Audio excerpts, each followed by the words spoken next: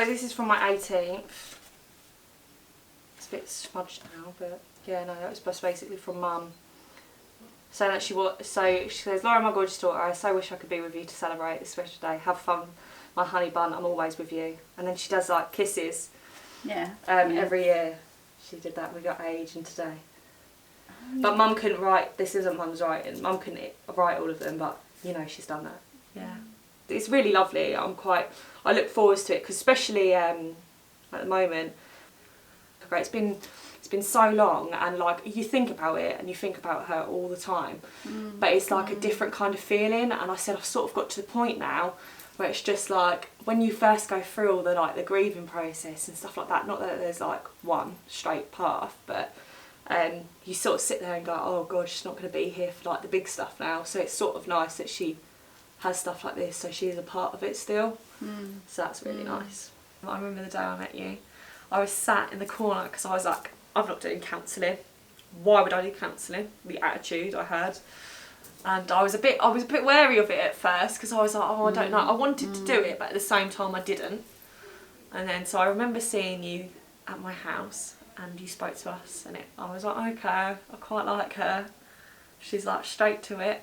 And I think that's what's so important, is that I was so scared when people said palliative or terminal or anything like this, or counselling or anything like that, because why would the hospice want to come to me and do counselling when my mum's fine? My mum's having chemo, she's being treated.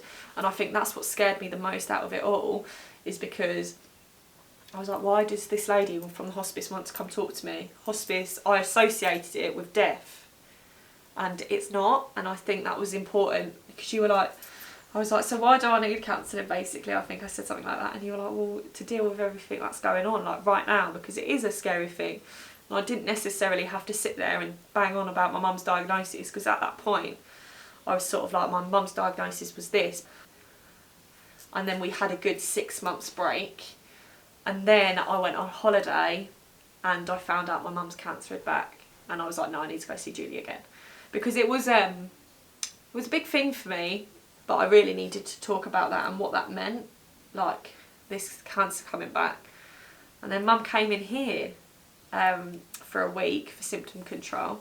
And that's when I first saw it in here, and it was all nice. And you saw me in here maybe once, I think, because she was in here for a week. Like just popping in and out to see how things were. Yeah, because there was just, it's not much to talk about when your mum's dying. She's dying, isn't she? And it was just sort of, are you alright? Do you need anything? I was like, no, I'm okay.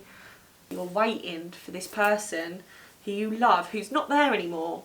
It was weird when Mum had died, because I'd sort of grieved her already in a weird way, and that's what we discussed. I said, like, I watched Mum change and I grieved the person that she was, and that's why I'm doing what I'm doing as well. Like, I wouldn't have been a nurse if I wasn't here. I really wouldn't have. I would have been a midwife. To focus as someone as a whole and be so holistic, oh, honestly, if I can provide anything like that, that is what I want to do.